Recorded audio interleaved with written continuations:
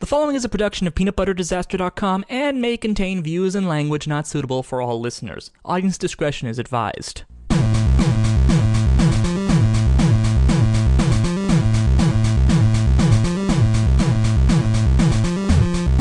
Hello everybody and welcome to Smark My Words, Peanut Butter Disaster's premier wrestling podcast. I had my mic way the fuck loud up there, sorry about that. Try that again. Hello everybody and welcome to Smark My Words, Peanut Butter Disaster's premier wrestling podcast. I'm KiraKennedy alongside my broadcast colleagues, me, Michael Keane, and Tex Rockwolf. My name is Michael Keane. I'm a total fucking prick, and you can't teach that. Hi, Kira. Hello. And, Tex, you haven't gone on with your JBL-isms. Are you okay? This was a hard Wrestlemania for me, Kira.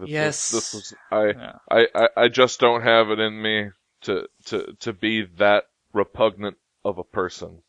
Well, you want to make it even harder. I won in terms of predictions.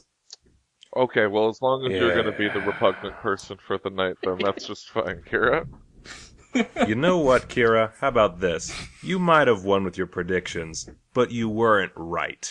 We were right. I was right. I will agree with that sentiment. You just happened to succeed at being wrong.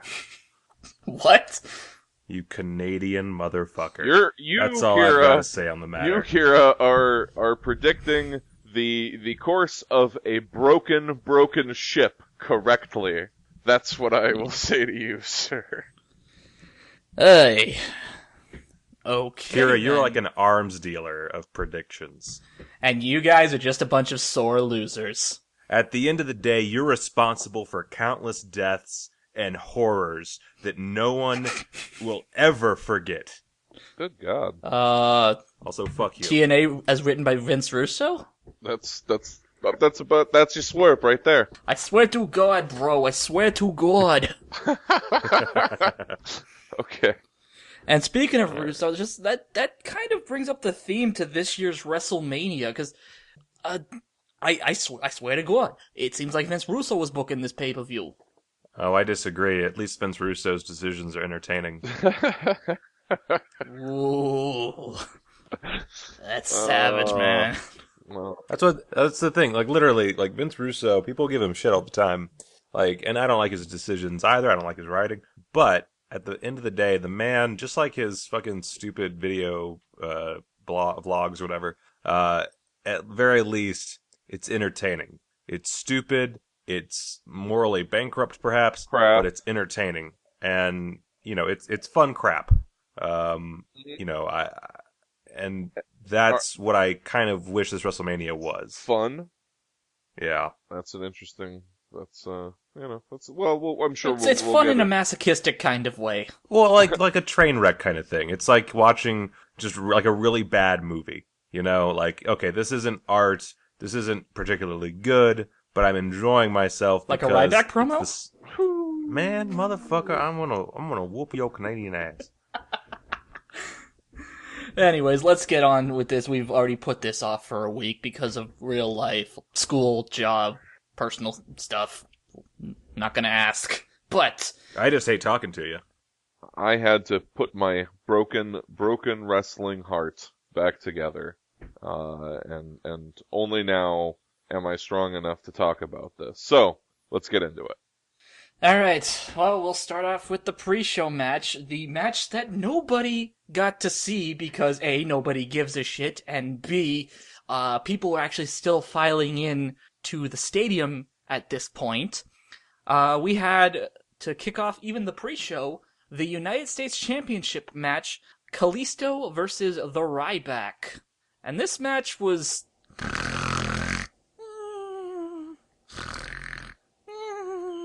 It was just boring. Yeah, that kind of it sets the tone for the rest of the show. The match itself is fine. It's not particularly interesting. Like the actual wrestling is just fine. I mean, Kalisto gets his licks in. He does his twirly bullshit. Ryback is a big brute. La-di-da. It's not terrible, but it's not particularly interesting. And then at the end of the day, it doesn't really amount to much. and no one particularly cares about the finished result or the final result. Well, I mean, this wasn't really set up very well. I mean, they did a little bit of legwork on this, I feel, but Their setup was for the match was, you little, me big, Right. me eat you. well, that's what I mean. There was a little bit of setup work on this, but there just wasn't really any heat there. There was nothing to really draw me into this. The match, the whole time I tweeted this, I was thinking, man, Ryback, you take it easy on him. He's a small guy. I mean, but and then frankly, it just really stretched my kayfabe disbelief to its absolute limits. There's just no way. There's just no way that it went this way. This was not the right decision. This building up Kalisto is it's pretty much telling me, fuck the Lucha Dragons. Not that I'm a big Lucha Dragons mark by any stretch of the imagination, but it seems to be indicating that to me, that they're gonna let the Kalisto hold on to this belt for any real fucking length of time. Yeah, the only reason I would be glad with this outcome is because the Ryback did not win. Because as we all know, I have an irrational hatred for that Neanderthal from Vegas. But Hey, I bear. but in hindsight, this just seems to do keeping the title on Kalisto seems to do more harm to the U.S. title than good. Because spoilers, Kalisto won. Right. Is it really a spoiler if it's been 2 weeks since it happened? It's really not a spoiler at this point. Okay, Kalisto is over as all fuck. That is understood. Yes. And the entire point behind quality storytelling is to utilize conflict, and then through that conflict you get your drama and your story progression. Now, the story of Ryback, who is not particularly over at the moment, all you need to get him over is to make him this big, bullish villain, essentially. Yeah. But in order for him to be a good villain, he needs to actually win a fucking belt, and be a threat.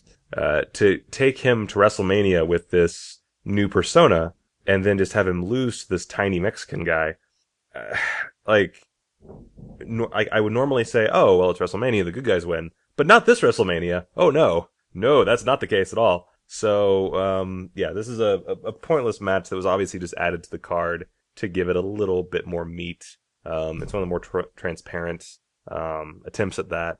And, it was immediately forgotten. And those who missed out because they were stuck in the cramped hallways of the stadium, you didn't miss much. No, you did not. And from there, we move on to our second match on the card, which was the Dudleys versus the Usos, and goddammit, that coin lied to me. A coin said the Dudleys would win. No, I'm sorry. I'm glad you can't get them all right, Kira. No. And honestly, I just did not care about this match, even while I was... I didn't even care enough to tweet during this match. Well, who does care about this match? Little kids? ECW guys? And by ECW guys, I mean literally Tommy Dreamer is interested in this match. Rikishi?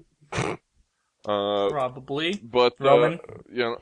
very few people, really give... Well, no, I mean, I think that we're already witnessing some, distance between the Usos and Roman. I think that they're kind of backing off on that, as they're trying to keep, the Usos sort of pure face. But we'll kind of get to all that, to unpack that later. But, this was a garbage match that was apparently intended to be some sort of weird passing of the torch, and, I don't know. I didn't feel like there were any passed torches. It doesn't even make any sense. If the Dudleys are passing the torch, why are they passing it to the Usos? The Usos bear no resemblance to the Dudleys other than being a tag team. They're not a hardcore tag team. They don't They're brothers? really utilize foreign objects. Oh, yeah, they are brothers. Except the Usos are actually brothers. Yeah, the one is a blood brother relationship. The other one is not.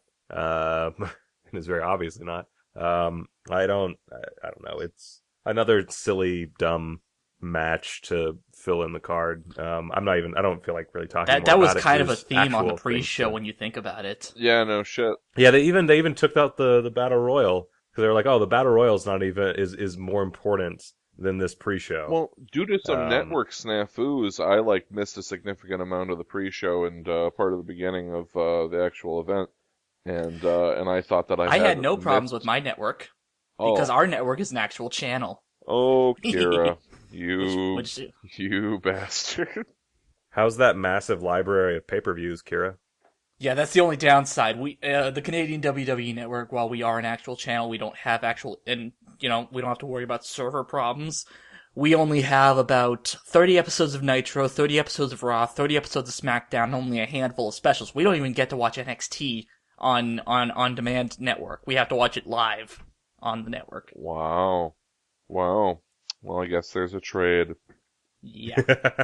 But in any case, yeah, I thought I had missed that the armbar, the Andre the Giant Battle Royale, and then they just plopped that down right toward the end of the show for some reason.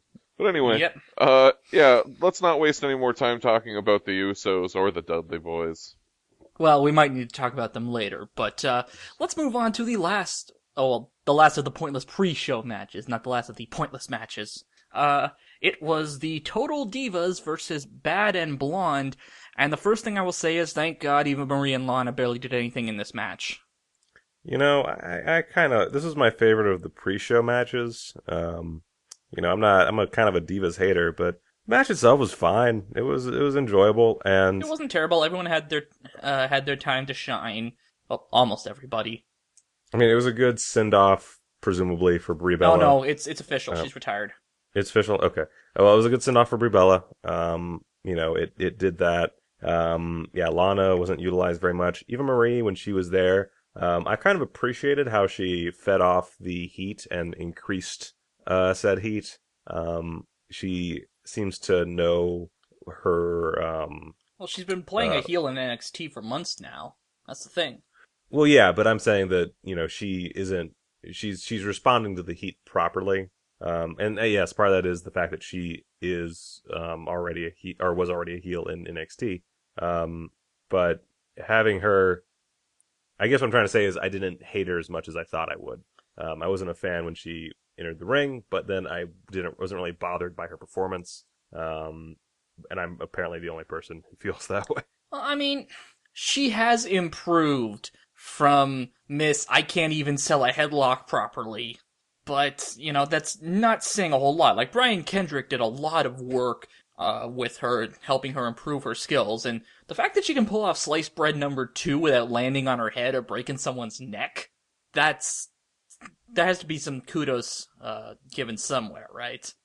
Yeah, but anyway, the point being, I didn't think this was a bad match. I thought it was fine. I thought it was, they needed something to do with the rest of their Divas division, apparently. Well, can we really call it the Divas division anymore? The women's, I guess it's the women's division. That was another announcement that was made on the pre-show. The women's title is back. Yeah, that was an interesting thing to do with a pre-show, but I guess it gives it some importance.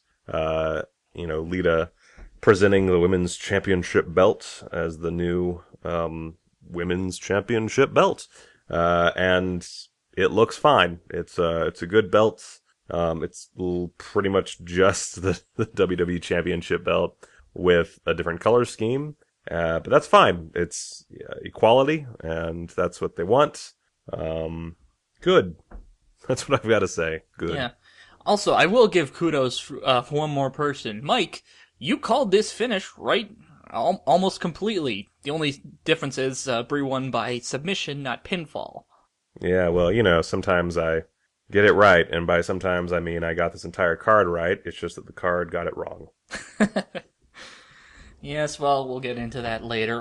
Now we move on to the main card of the show, and the biggest surprise of the night with not the biggest surprise in the placement of this match, but the result of the 7-man clusterfuck Intercontinental title ladder match, featuring Sami Zayn, Stardust, The Miz, Kevin Owens, Dolph Ziggler, and who was that other guy? Or are you making a joke about Zach? Wait, what are you? Yes. The Long Island Ice, the Long Island Iced Z. You know who he's talking about. Actually, right.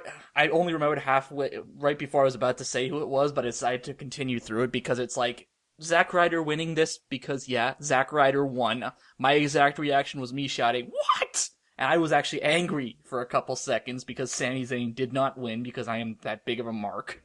But See, I like this match a lot. At the end of the Intercontinental Championship ladder match, I said out loud that, oh, this might actually be a really good WrestleMania because I like Zack Ryder. I don't know, I don't like him as much as I like Sami Zayn. I don't even like him as much as I like The Miz, but I do think he's a very good performer who deserves something. Yeah, you're damn And right. he I mean, this isn't what I think, any of us, I may have said it as a joke, or one of us, Kira, did one of us say it as a joke I about don't Zack think so. Ryder? No, I think all of us completely just Just thought it was either going to be Sami Zayn or no, Kevin that we Owens. said to ourselves, certainly not, certainly not. But anyway, yeah, I mean, but it has a happy outcome, obviously, for me. He deserves it, like Mike said. He's been a reliable performer. He kind of took a down step for a while, arguably, by going and being, with Mojo Rawley as a hype bro. Oh Fucking, come on, fuck you ain't Mojo hype. Rawley. I ain't hyped on this, on the hype bros. No, absolutely not. But Mojo, yeah, no, I don't know. I did not like them as a team. I was really excited to see him be a part of the match in the first place. Yeah, And then, admittedly, it's a great WrestleMania moment for Zack, and as we talked about in future endeavors, it is not like they're probably going to suddenly really turn their hearts around on how they're going to use him. So, this is his defining fucking moment, and then he's going to probably exit the company and hopefully work for a company that really appreciates him. well, here's the thing. The only rationale I had for not completely shitting on this match was that at least it wasn't The Miz that won the title. Now, I'll get into that later, but, I think the main problem I had with Zack Ryder winning it is, aside from NXT, he has not been on the main roster at all in like a year. Like, aside from squash matches or stuff on Superstars and Main Event, which, let's face it, nobody counts. So why would you put the title on this other than swerve, bro? Well, I think that there was something. Well, there's something to be said about the marketability of him getting the title. You have that whole him and oh fuck, which wrestler did he have the picture with when he was a kid? Ramon. Um, Or Razor Ramon. he had the picture with Razor Ramon. He was holding his Intercontinental Championship. Someone in the writers' room said, "Hey, there's that picture. It's a beautiful story. We should put the Intercontinental Championship on Zack Ryder." Bada bing, bada boom, and then of course they have the photo op backstage where Ramon is holding Zack Ryder's Intercontinental Championship. It's a cute They story. did seem pretty ready to share that around Yeah, as a thing. I mean and it's obviously why they did it. Then they immediately took the belt off of him. Now they have this feud with the Miz. And maybe they will try to push Zack Ryder based on the response that this got. Probably not, because he already had a really great response online before, and they didn't do dick with it. But I like the outcome. I was surprised by it. I was okay that I was wrong about my prediction. Sami Zayn has plenty of time to rock our world. He's going to be champion of something or another sooner rather than later. Zack deserved this, and it was a fun match. The match itself, it has to be said, not as good as last year's ladder match, but still a very, very fun ladder match, and one that included a lot of spots that made me cringe, and that's what ladder matches kind of pretty much Yeah, are supposed to do. like Kevin Owens getting Um, dropped head first on that ladder. That was just, oh my god, that was horrifying. And yeah. then Sami Zayn and him did that spot that they always do, and then the ladder didn't break the one time. There's all these clips from these other indie shows they did, where they're slamming Zayn into the ladder and it breaks. But of course, the WWE ladder, no sirree, Bob, no breaking for you, sir. Just brutal. and painful to watch in the good way. Yeah. Yeah. This was definitely one of the more entertaining matches on the card, and aside from my initial outburst of how Zack Ryder winning just completely pointless, although let's face it, this has killed any prestige the Intercontinental title had left from the feud between Ambrose and Owens, probably. Well, that's not how it works. I mean, you can't. You have to give it like it takes a little bit longer for prestige to rub off from one of these things. I guess, but then again, it's not like it was really being held in very high esteem before that either. So, I guess, part of me wonders how they're going to ensure the prestige of such a thing with what they're doing right now, like you said. So from that, we move on to the next match on the card, which I believe was the New Day versus the League of Geeks, right? I don't know, Kira. You're the one with the list. Sorry, Chris Jericho and AJ Styles. Which, what the fuck was with this match? What the fuck? Yeah, it's interesting that, I think we all said that this, while unnecessary, would at least be probably their best match, and a worthy end to the storyline. Well, actually, I joked about this being their worst match during our predictions. Oh, you did? Yes. Okay, well then you were right.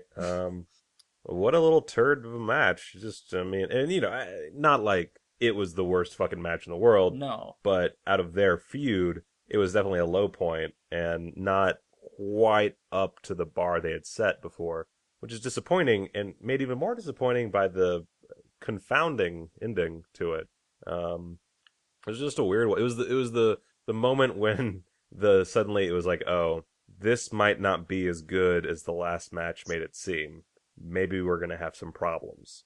Yeah, they were blown up. They were completely gassed, and they were screwing up left, right, and center. And quite frankly, I don't know.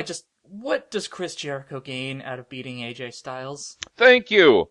It's it's so hollow, it's so wild and out of left field. Like, how did this even happen?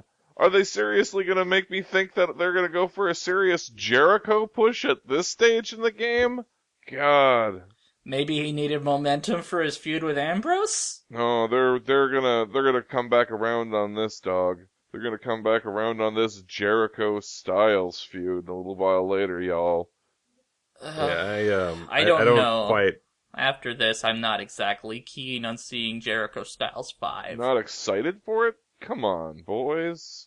I mean, this is the most electrifying feud in the WWE. Yeah.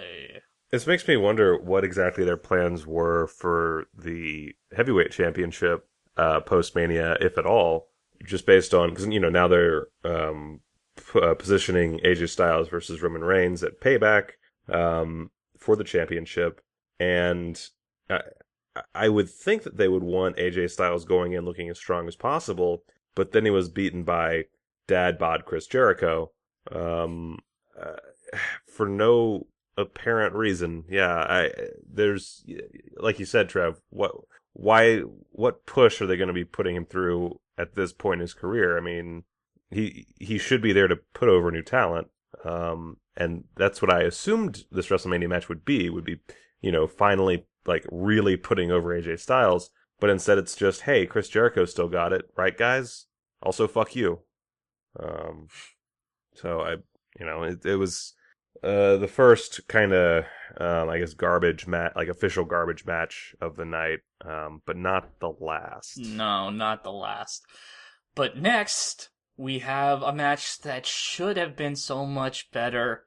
We had the New Day versus versus the League of Geeks in a 6-man tag team match. And my highlight of this match, besides the surprise appearance at the end, was the entrance, because I am a huge Dragon Ball Z fan, and I was laughing my ass off when they came out dressed like Saiyans. Did you notice the Team 4-Star? That was actually Team 4-Star holding up the sign. Oh, it was? Yeah. That's insane. That's awesome. I like that a lot. Lanny, Takahata 101, and Little Karibo were all in the crowd. Huh. That's fantastic. I like that. That's officially my WrestleMania highlight. Yeah, this is a great entrance. It tickled me pink. Apparently it wasn't quite as cool at the stadium because they, I guess, ran Yeah, up they were into actually walking through the back of the box. Adam from WhatCulture.com actually recorded the video and posted it to Twitter. Recorded a video and posted it to Twitter, showing them going through the bottom of the box after it tipped over. Yeah, but still, a great presentation. And sorry, my audio keeps getting weird. It's okay. So I keep getting distracted by it. I burp a derp a derp thoughts. It was an okay match. Nothing to write home about, but not terrible. The only really bad thing about this was the finish. Oh, that finish. Okay, so all right, I yeah, so good match, quality work. Obviously, New Day, League of Nations at least is made up of some really talented wrestlers. Yeah, the team is And silly, Sheamus.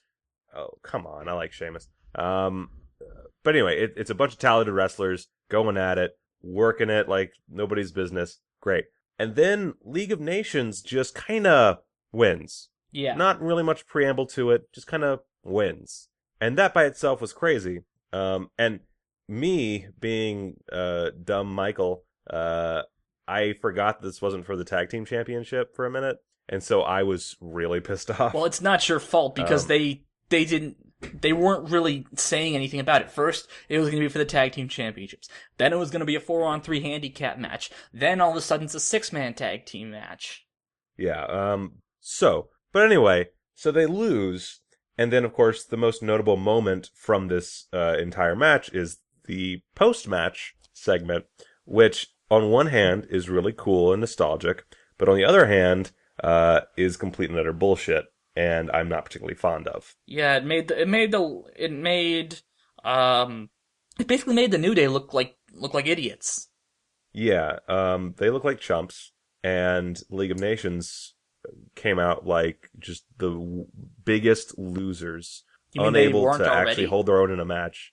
You mean they weren't already? Oh, well, okay, fuck you. Suck a dick. But you have to. It comes right back to like the thing with Ryback. If you're gonna have quality bad guys, they need to actually have some level of strength. They have to be able to actually work a match properly. They have to be able to decimate in the ring. And then these three old codgers come out. I don't know why I need to say this, but Steve Austin comes out, Mick Foley comes out, and of course Shawn fucking Michaels comes out. Shawn Michaels, by the way, looks great. Yeah. Oh, yeah. Holy shit. Well, Mick Foley looked whoa. great too. He dropped a bunch of weight here on the way to WrestleMania, trying to get some DDP He yoga, did. and so I mean, it was really nice seeing all of the old favorites in fine form for their little for their thing, Yeah. It was great to see them, yeah, and I was excited. However, they just went out and buried all of this talent. Yep, sure did. First they buried the New Day, and by burying the New Day, or not by burying the New Day, I'm sorry, by burying League of Nations, they in turn buried the New Day, Yeah. which drove me insane. Like, yes, it's a cool moment, but the WWE needs to stop living through nostalgia, or else it's going to just be a really long ride. I don't understand why they couldn't have found some other way than just these three guys coming out and randomly beating up the League of Nations, who introduced them in the sloppiest of ways. There's no by three men who can beat us. And then these guys are just waiting backstage, apparently, for someone to say such a thing. And it's like, oh, there's our cue after waiting all through this WrestleMania thus far for someone to say they're better than any three combination of random wrestlers. Three we'll go out who and beat them up. Michaels and Mick Foley have tagged with Austin at one point or another, but they've all never wrestled together at the same time. Yeah, it's a weird comment. It's literally just, hey, who are the three like favorites that we can get right now from the Attitude Era? Well, and Austin's they got here their in guys. Texas, Michaels is here in Texas, and Foley's kids are on creative, so... Yeah, and then the fact, like, and the idea of Mick Foley beating up anybody at this point is a little ridiculous. Like, I'll accept Steve Austin and Shawn Michaels. I'll especially accept Shawn Michaels, but, and I love Mick Foley, don't get me wrong. Well, He's Shawn Michaels is one the of only my three out of them favorites that of all can time. technically still able to wrestle. He just chooses not to because of his retirement stipulation. Yeah, and that, yeah, exactly. You know, like, the thing is, like, again, I can understand Steve Austin because his reason for not being able to perform is his neck. Well, he can still beat a motherfucker up. He just can't be, you know, they can't do anything to his neck. Fair enough. But Mick Foley, very, very, very worn out. Very obviously worn out. Not in prime season. Cool dude. And he could probably beat me up, maybe. But, you know, the fact that he's going out there and whooping the ass of these guys. Didn't he kick Sheamus's ass? I don't remember who they all I targeted. seem to recall individually. They all that. targeted Barrett. Well, they traded with the three of them, and then they collected Barrett afterwards and did all of their Because Barrett is finishers the league's on bitch. on Barrett, right? But no, if I recall, Mick Foley was actually getting a few punches from whoever it was that he was fighting. It's been a little bit now, but you know, my point is, no, it was okay, but yeah, they totally got buried. And that's kind of a major problem with this whole WrestleMania. You know, just people not going out of it with momentum, or at least not the right people going out of it with some momentum, you know? Yeah. Yeah. But that was kind of the point where it was like, okay, Zack Ryder won the ladder match. Not terrible, but still makes no sense. Chris Jericho going over AJ Styles makes no sense. This is the worst decision you can make. New Day losing. This was like the point where like this show is doomed. No, it was some bad stuff. All right. Yeah. And from there, we move on to something slightly better, I guess. The no-holds-barred street fight between Brock Lesnar and Dean Ambrose. Though, and I'm gonna quote my dad on this, because we were watching this match. Ambrose came for a street fight, and a wrestling match broke out. Right? Yeah, okay, that's a perfect, that is a perfect analysis, yeah. I was at a loss for words at how disappointed I was in this match. I love Brock Lesnar as a wrestler, as a character. Dean Ambrose is my boy. Love me some Dean Ambrose, you know, despite his flaws. And these are both dudes who have shown in the past that they're willing to get a little dirty in the ring. And nothing really fucking happened. Yeah. There was a kendo stick involved. That was pretty much the only weapon that was used, because when he went for the chainsaw, it wouldn't start, and quite frankly, I'm not even sure a chainsaw would phase Lesnar at this point. That's And a great then, mental you know, image, thank you. He went for Barbie, which line of the night for me. Batter up, bitch! But Yeah, there were some good lines, I'll say that. Yeah. There was some good, you know, the that's funny bit was good. But yeah, then after making out with Barbie, he didn't really do anything. no, after making out with Barbie, he got F5'd onto a pile of chairs that he set up. He didn't really get to use the weapons that he got from you know, the old hardcore guys, particularly at all. And it just can, like, I hate the Chekhov's gun, or Chekhov's sword, or whatever the fuck it is. Chekhov's chainsaw. Yeah, Chekhov's chainsaw in this case. You know, this one, but I mean, to have him pick up the chainsaw like that, I knew that stupid, doofy motherfucker was gonna pick up that chainsaw and wink at the camera and audience like he was gonna use it in some capacity. Like, come on. It could have been worse. Could have exploded in his face. Would that have been worse? No, I'm sure. I don't wish Deanie Boy any ill will. Well, no, I'm talking about like his match with Bray Wyatt from a couple years ago, where he tried to hit him with a monitor and it exploded in his face. I missed that one. You probably just blacked it out of your memory. This was the, you know, you said it was like better It's than the New slightly Day match. better. I disagree. This is one of my least favorite matches of the evening. It's not even. I mean, it's barely a match. Not a whole lot even happens. The storytelling is all kinds of fucked up. It just sort of ends. That's another theme of the night is that things just sort of end. There's not really a climax to anything. It's just, well, this is done. That's it. And I don't understand why that happens so much. I mean, you get matches on Raw that have more structure. Matches on main event you get fucking matches on more SmackDown structure. that have more structure than the matches in this WrestleMania. Yeah, like In a street fight. You know, you have Brock Lesnar at WrestleMania, like that in a street fight. Like, just don't do the street fight. If that's not if it's not going to happen, just don't have it. That's all you have to do. Like, don't set up this awesome match and then disappoint me willingly. And there's no way that, you know, in creative they're saying, oh yeah, if he just kisses Barbie, that's the most little, hardcore thing that fine. happened We just in won't this use match. anything. We'll just have him make out with it. It's fine, whatever. Hey guys, Fuck it. but PG is not killing it. Yeah, Don't worry about it.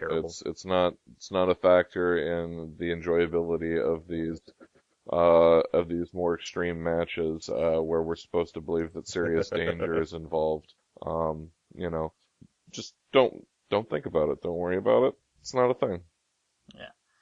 Well, from potentially one of the worst matches on the card, move to potentially one of the best matches on the card, the triple threat match for the newly activated WWE Women's Championship.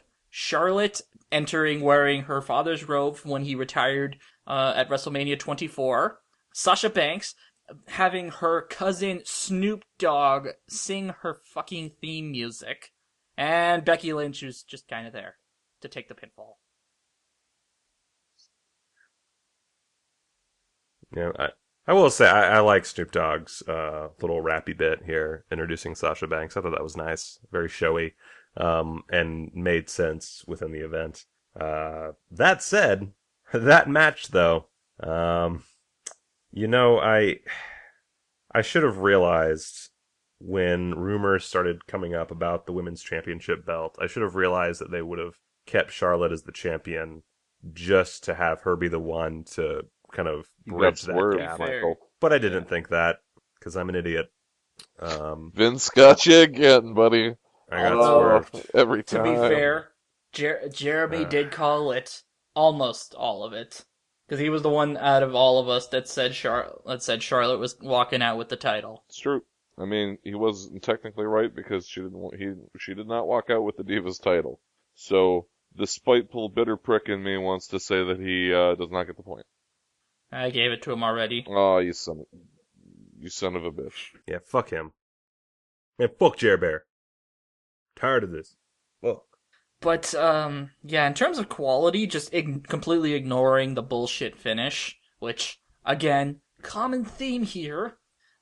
This was a good match. There were a few botches, but, you know, they were able to roll through them. They were able to keep going. And right up until the finish with Flair holding back Sasha while Becky was in the figure eight, which someone I follow on Twitter made a very good point. This reinvention of the Divas division still involves a man, so does it really change anything? Yeah, that's the obvious issue here. It was a really good match up until that ending. Strangely, the women's match is one of the best matches of this WrestleMania, and that's a weird fucking thing to say. It got me on board the Sasha train. I wasn't really 100% behind her just yet, but then this turned me around. I'm still loving Becky Lynch, and Becky had Charlotte a did an okay coming job. out of there. Yeah. It was overall pretty good. And then the ending. I don't understand the booking of this WrestleMania at all. I think I have some insight into why that ending happened. Because Ric Flair is Charlotte's father. Whoa. Hold on just one motherfucking I know, minute. I'm just as shocked as you are. Are you telling me that old codger birthed that little thing I probably shouldn't say because of feminism. There's no way. There's no way. You're full of shit. Fuck you. Canadian conspiracy theorist piece of Bigfoot loving motherfucker. No, I don't know. I kind of see the resemblance. Anyway, yeah,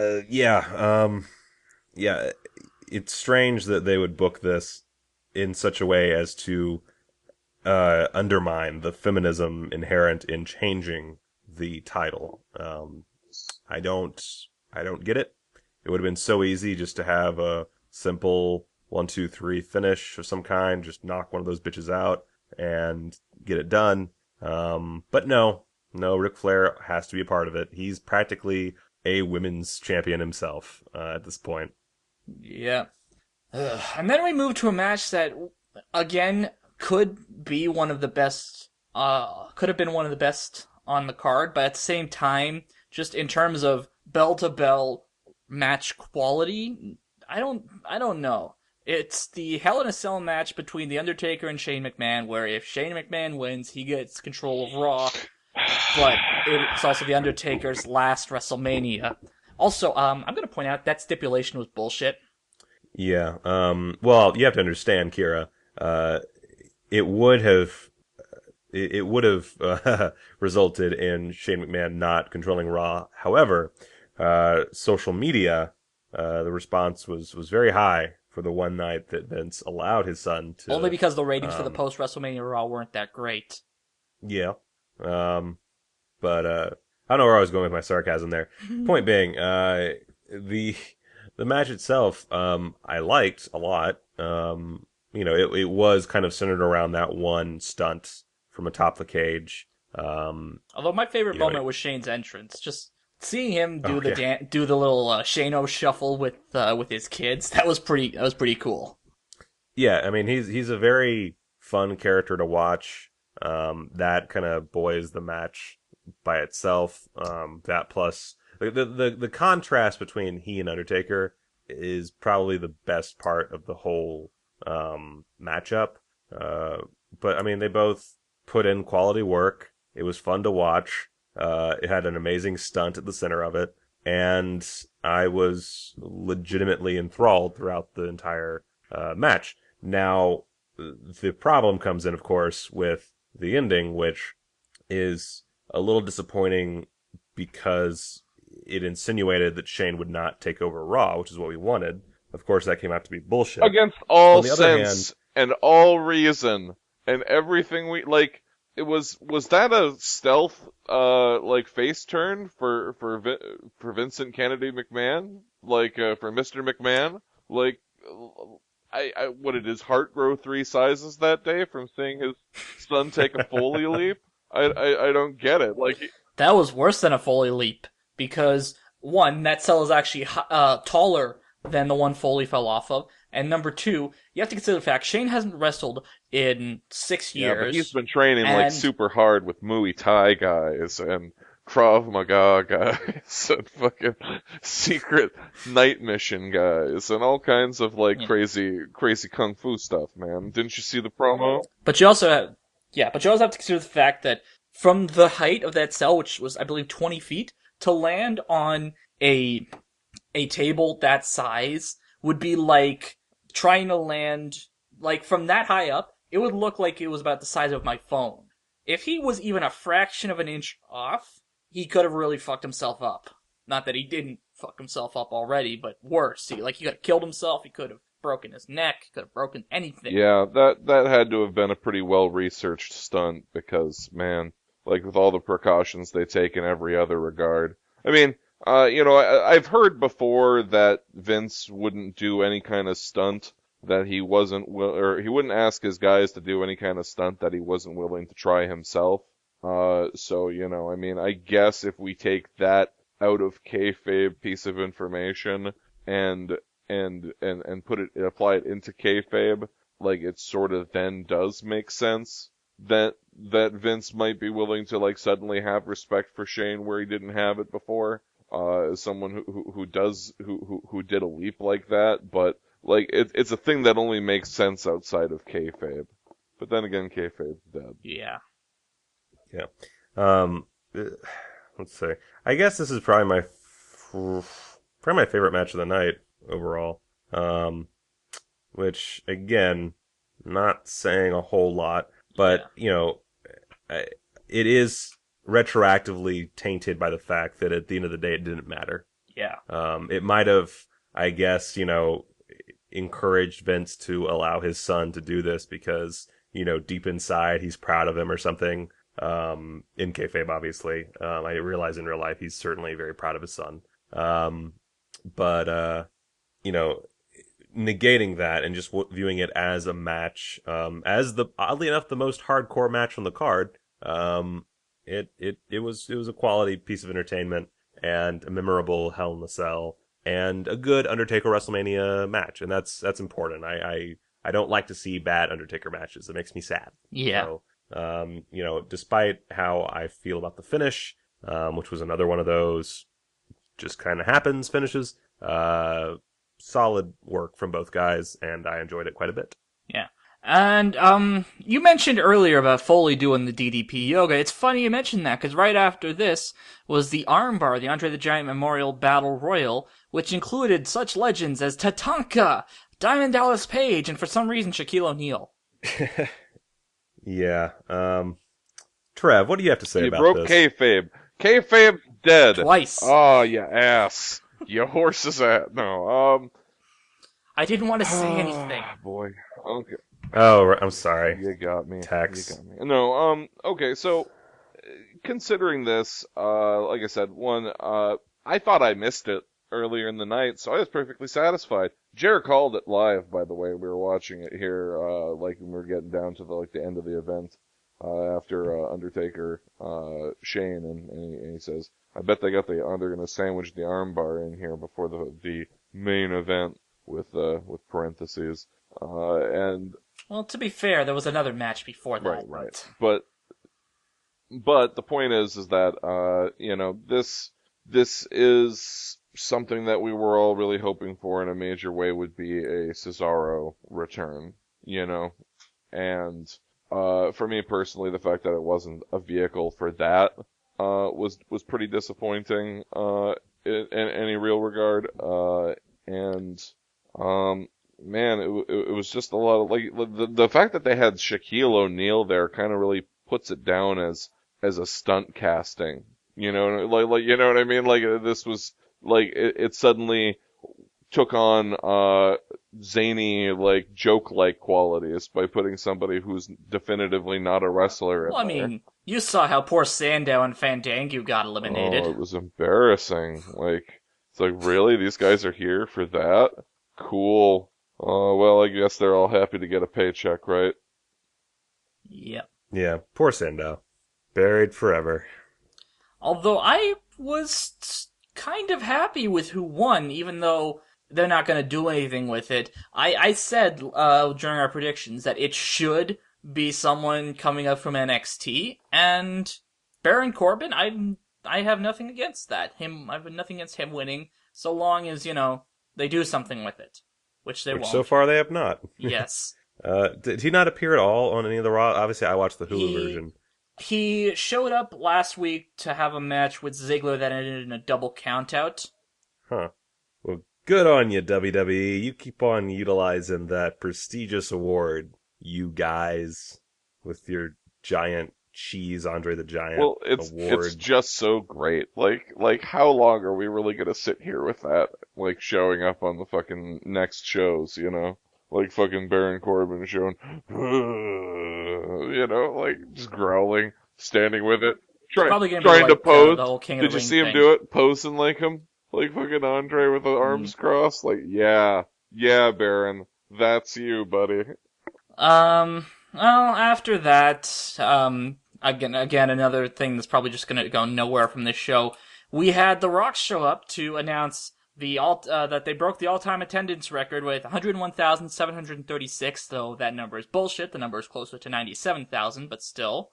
Only to have the Wyatts come in, cut some cryptic bullshit, and then they had a match, which amounted to The Rock hitting the rock bottom and pinning Eric Rowan in 6 seconds.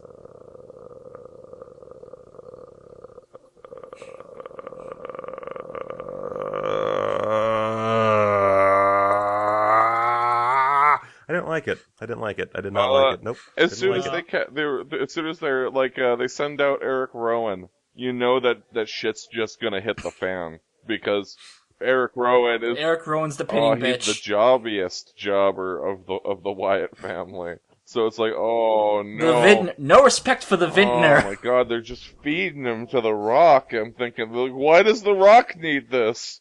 Why does The Rock need this? And Oh, the worst part about it. Surprise, John Cena came back after the Wyatts threatened to do a 3-on-1 beatdown, and the Wyatts, men who have been wrestling frequently, minus some injuries here and there, for the better part of 3 years, got their asses beat by a man who has not wrestled in 3 years, and a man who just got back after a 3-month injury, and he's still not even completely cleared to wrestle. He has not wrestled, he's wrestled 1 match in 6 months, John Cena has. Yeah, this was a heaping load of bullshit. I was excited at first when The Rock came out because I thought, okay, this will be something cool. Yeah, he brings out the flamethrower, he sets his name on fire.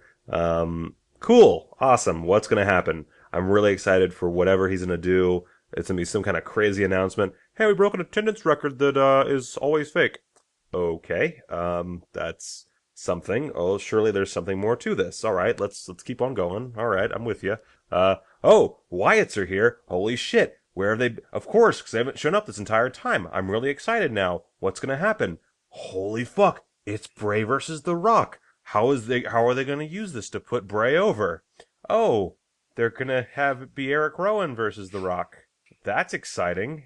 How could this? Okay, now they're gonna team up on The Rock. Okay, this is the part where Bray Wyatt gets his licks in, right? Nope. John Cena rocks. Oh fuck! Oh, god damn it! And then John Cena and The Rock beat the fuck out of the Wyatts, and that's it. They're buried again, as usual. Oh, it's WrestleMania. Must be time to bury the Wyatts again. That was my reaction that was a to play-by-play. this segment. I like that. That I did not like. Yeah, well, that was probably what was going on in real time. Yeah, I was not pleased. Jeez, oh Pete. I wish I could say you're lying. And don't get me. I love John Cena. I love The Rock. But I also love not burying quality talent. And that's just what keeps on happening. And it's like my pet peeve now is every time Bray Wyatt shows up, it's just to be mocked and ridiculed and buried. And it drives me fucking crazy because he could be the biggest heel in the company. And now so he's easily. a face. Well, that is actually what I was saying during the main event. In fact, my tweeting, I was actually, during this match, I cared so little because I was actually singing "This is the song that never ends" but I was rewriting the lyrics, in that it was a wrestling thing, so I was like, "This is the match that never ends. It just goes on and on, my friends." 'Cause You're terrifying, Kira. You're truly terrifying. That's the creepiest thing I've ever heard in my life. Yeah, well, I mean, this match, it had an uphill battle to begin with, but let's consider the fact this match started at 5-11. So WrestleMania was going to have an overrun. And this match wound up being about 40 minutes of nothing happening. Just a lot of rest holds, a lot of just... Wait, is that including Tripp's entrance, or...? Yeah, it's including Tripp's entrance, I guess. I didn't realize it was 40 minutes. I kind of blacked out during this match. It's just a blur in my mind because I was so disinterested at this point. I was tired. I didn't want to watch any more wrestling. I mean, I'd been disappointed. and that's the problem right there, is that at this point, there wasn't really anything to carry people forward to this last match. I felt the exact same struggle. And the only time the crowd cheered Roman in this entire match was when he accidentally speared Stephanie. It's like this match was bad, and they should feel bad for putting it on. It's the match nobody wanted, and they tried really hard. They literally had Triple H come out to the floor night after night, telling all of us how we're not good enough, and that they needed to bow down, that we needed to bow down to the authority. And the fans would have, just because it would mean not having to cheer for Exactly. Reigns. They've backed themselves into a corner with this Roman Reigns thing. I almost want to feel bad for him, except that it fucked everything. He's an asshole. Well, he's not a bad guy. Ugh. He's not a good guy. He's not a good guy. He's the guy. Swear to God, if he says that line He's one gonna. more time. He's going to say it. It's his new catchphrase. catchphrase, man. It's going to be on the t-shirts. Little kids are going to be like, I'm just a guy. It's going to be the whole nine, and it's going to be the worst, and I'm going to hate it. He's just a guy who sucks. Yeah. Oh my god. I need them. I feel like they're turning him heel, but I felt that many times before, and it turns out it's just my hatred of the character telling me that he's turning heel. But yeah, the match itself, from what I remember, it was fine. It was a brawlish match. Well, here's the They thing. both hit their Shit, spots. guys. This was supposed to have been if the t-shirts and the programs were to have said anything, I could have sworn they made a last-minute change to make this a no DQ match. And yet, right before the finish, the referee was warning Triple H that he would get disqualified if he used the sledgehammer. Yeah, that was weird. That was really weird. The whole like last minute stipulation changes and then not so much changes and just confusion just was really odd. I didn't quite grasp what the deal was with that. Yeah. And the funny thing is, just the night after, while it wasn't as good as previous Raws after WrestleMania, still blew this show out of the water. We had debuts left, right, and center. We had Apollo Crews coming up. We had Baron Corbin making his Monday Night Raw debut, although it was pretty lackluster. We had the return of Maryse, which, does anybody really remember her wrestling outside of the way she pins divas? I don't remember her at Nope. all. I'll be Not honest. with one you. bit. Yeah. I don't remember Which- her at all. I didn't know who the fuck You're she our was when leading she came in. authority on the matter. Yes, especially since she was pretty much brought back to replace a bunch of people on Total Divas. Yeah, that's what I've heard. Why do you know these He's things? a big fan. Because I read He's dirt a big sheets. fan of Total Divas. TiVo's it every night on Canadian television. We don't have TiVo here in Canada. What the fuck is wrong Dude, with your country? I was thinking about making the joke that you didn't have TiVo, but I didn't want to be accused of like some kind of like bigoted hate speech against Canadians, suggesting that they were like backwards or ignorant, like technologically. But I mean, I feel like I don't have a choice now. Yep, it's true. We don't. I don't think we have TiVo here in Canada. I mean, we could probably buy it in the States and stuff, but we don't have it available here Get in bootleg Canada. tech, bring it back across the border. Your socialist government's keeping you down, Kira. Oh, but in terms of the Raw after WrestleMania, the biggest moment. My name is Enzo Amore, and I am a certified G and a bona fide stud, and you can't teach that. The best. No, I'm pretty The happy. realest guys in the room, and they had the crowd eating out of the palm of their hand. Oh man, I even though it's a very random feud that they're setting up Makes between more them and sense the than Dudleys. the Dudleys versus the Usos. That's what I was gonna say. It makes more sense than Dudleys versus the Usos, and I'll watch them wrestle a fucking blow up doll. I mean, I am so excited for them to just be rocking it out Monday after Monday after Monday. They by themselves will help get me through Raw in the coming weeks because I love them so goddamn much. So the Raw after WrestleMania, definitely way better than the show itself, which is too bad. You know, it was touted as the biggest show ever, which I mean, every year it's touted as the biggest show ever, but still, it had a certain claim to that, and it did not live up at all. Yeah, no, this was a Lex Luger. Oh Yeah. man, yeah, I'll agree with that. That was a Lex Luger, absolutely. On our Macho Man scale of coolness, just for those who are Wait, have we ever really explained the Macho Man scale of I coolness? think we to kind of sprung it anyone? on people suddenly in the middle of one of the podcasts once, and we've just been kind of going on it. Let me try to explain. The Macho Man scale of coolness, it can be applied numerically, or it can be applied character-wise, as Kira just did. You can relate how cool someone is or a situation is compared to in relation to a character compared to Randy Savage, the Macho Man. I like to go numerically myself, but maybe that's just me. Everybody and their mother does Yeah. that. But when you look on the scale numerically, if you use that, you have to understand that the scale only goes up to 1. So anybody that's not the Macho Man is less than a 1. If you're talking about 0.1, 0.02, you got some real shit candy wrestlers out there, man. So you gotta set your sights low, because you can't be cooler than one Macho Man, no matter how cool your shit is. So that's the Macho Man scale of coolness, and I would say Lex Luger would be a solid 0.3 on the Macho Man scale of coolness. Not very cool at all. Not very cool at all. But trying way too hard to He's be. a real Roman Reigns. Yeah. Hey, wait a minute. LLRR.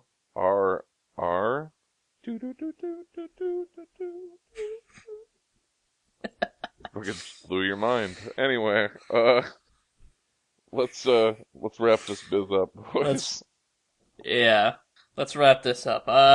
If you guys would like to follow me on social media, I am on Twitter at KiraKennedyHNR, Tumblr at KiraKennedyHNR.tumblr.com, and of course you can always check out my Facebook page, facebook.com/KiraKennedyReviews. You can also check me out at YouTube. If you're not already watching this on my YouTube channel, you can check me out at youtube.com/KiraKennedy, where I am currently doing the Vlog Every Day in April challenge, where I'm basically posting a video blog every single day this month. Or trying to without tearing my hair out. Day.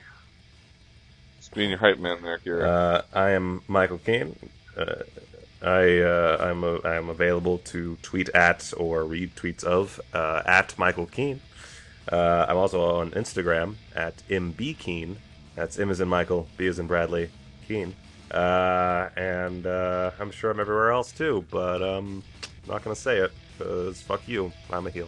And you can watch me express my laziness and procrastination through the medium of not making tweets at TRockWolf at Twitter. And of course, you can also follow the show. We are on Twitter at PBDSmark, though most of the time I'm either just retweeting stuff from my own Twitter or from WWE or all that. We are also on Facebook, facebook.com/PBDSmark, or you can just go in the search bar, type Smark My Words podcast. That is kind of our more active social media in terms of the show's social media, because I'm usually posting wrestling stories there, making comments and stuff.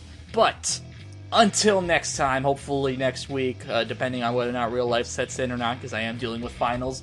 But I am Kira Kennedy, and for my broadcast colleagues, me, Michael Keane, and Tex Rockwolf, thank you so much for listening, and fuck Roman Reigns.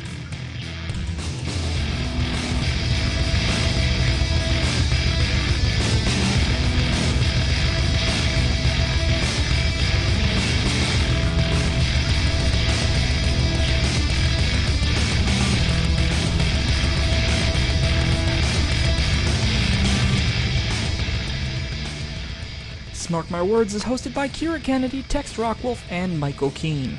Our opening theme is Temper by El Tigre Ultimo, who you can find out more about at facebook.com/L_Tigre_Ultimo, as well as soundcloud.com/El Tigre Ultimo, all one word. Our ending theme is Summon the Rock by Kevin McLeod, who you can find out more about at Incompetech.com. The following has been a production of PeanutButterDisaster.com. Peanut butter disaster.